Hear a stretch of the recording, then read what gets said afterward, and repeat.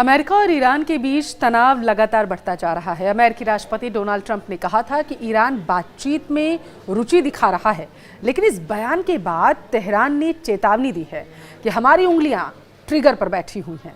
इस बीच अमेरिका का सबसे विध्वंसक युद्धपोत यानी कि USS अब्राहम लिंकन ईरान के बेहद करीब पहुंच चुका है। अब ये कितना खतरनाक है, क्या इसकी खासियत है और क्या ईरान को अब इससे डरना चाहिए, आइए विस्तार से जानते हैं। नमस्कार, आपके साथ मैं पल्लवी रविंद्र सिंह। देखिए, अमेरिका के जंगी बेड़े का ईरान के पास पहुंचना यह संकेत देता है कि कुछ बड़ा होने वाला है। अब सवाल ये उठ रहा है कि क्या ट्रंप अपनी धमकी को सच साबित करने वाले हैं या फिर यह कदम ईरान पर दबाव बनाने के लिहाज से सिर्फ उठाया गया है डोनाल्ड ट्रंप की तरफ से। अमेरिकी aircraft carrier USS Abraham Lincoln के साथ पूरा जंगी बेड़ा चलता है, यहाँ आप ये ध्यान दीजिएगा। और इस युद्धपोत को अमेरिका के दुश्मनों का काल भी माना जाता है और कहा जाता है कि यह युद्धपोत अकेले ही ईरान की पूरी सेना को धूल चटा सकता है, पूरी तरीके से निस्तनाबूद कर सकता है। अब इसके साथ स्ट्राइक ग्रुप में गाइडेड मिसाइल क्रूजर, विध्वंसक जहाज, सबमरीन और अन्य युद्धपोत शामिल होते हैं। USS अब्राहम लिंकन को समुद्र में चलने वाला सबसे बड़ा जंगी बेड़ा माना जाता है और इस युद्धपोत पर अमेरिका के सबसे बड़ा घातक लड़ाकू विमान तैनात रहता है। दरअसल USS अब्राहम लिंकन जल, थल और नभ कहीं से भी युद्ध की स्थिति में दुश्मन पर प्रचंड सटीक प्रहार करने में सक्षम है। और अगर अमेरिकी राष्ट्रपति डोनाल्ड ट्रंप ने ईरान को नक्शे से मिटाने की अब धमकी दी है, तो इसके पीछे अमेरिका के पास मौजूद घातक हथियारों की ताकत भी है। रक्षा विशेषज्ञों का मानना है कि अमेरिका के पास ऐसे विध्वंसक हथियार हैं जो ईरान की पूरी सेना पर भारी पड़ सकता है। अमेरिका के कई खास हथियार सिस्टम ईरान के सैन्य ठिकानों और मिसाइल साइट्स जैसे कि खतरनाक टारगेट को चंद मिनटों में ही निशाना बना सकते हैं। ईरान के एयर डिफेंस सिस्टम के लिए अमेरिकी लड़ाकू विमानों और मिसाइलों को रोक पाना मुश्किल माना जा रहा है। अमेरिका के पास ऐसे लगभग 5 हथियार हैं जिनका तोड़ ईरान के पास है ही नहीं।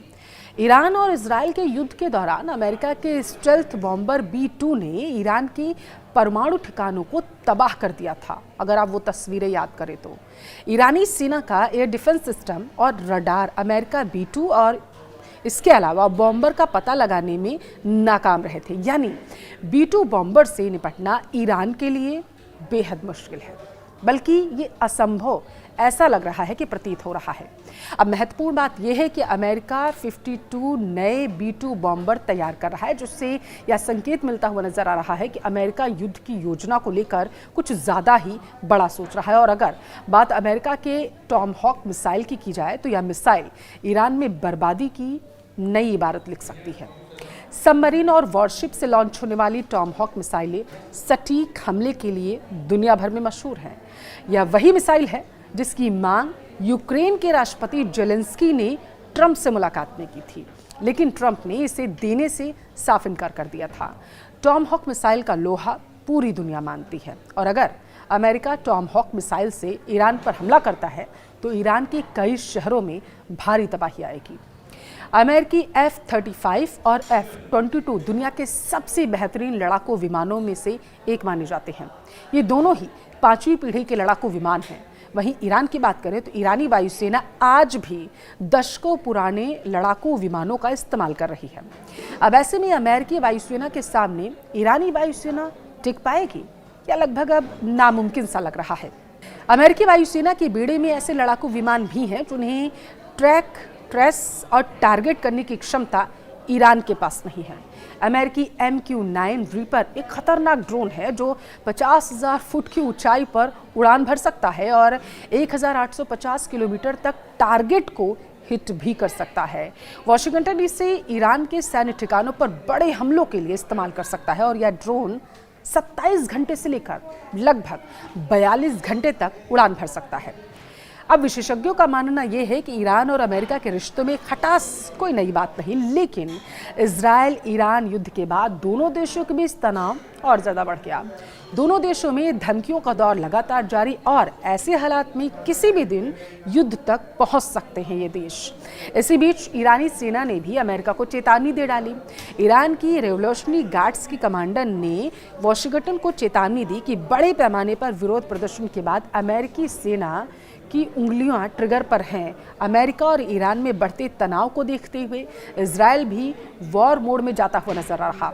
देखिए, देश में अलर्ट स्तर पर बढ़ाने के साथ ही लोगों को ही ईरान की ओर से किसी भी संभावित हमले से निपटने के लिए पुलिस, फायर ब्रिगेड और अन्य इमरजेंसी सेवाओं को सक्रिय कर दिया गया। आईडीएफ के chief of staff lieutenant general Eyal Zamir ने कहा है कि सेना किसी भी खतरे का सामना करने के लिए पूरी तरीके से तैयार। इजरायली अखबार द टाइम्स ऑफ इजराइल के अनुसार चीफ ऑफ स्टाफ ने कहा कि होम फ्रंट प्रशिक्षित और सक्षम है और हमारी सेना हाई अलर्ट पर है।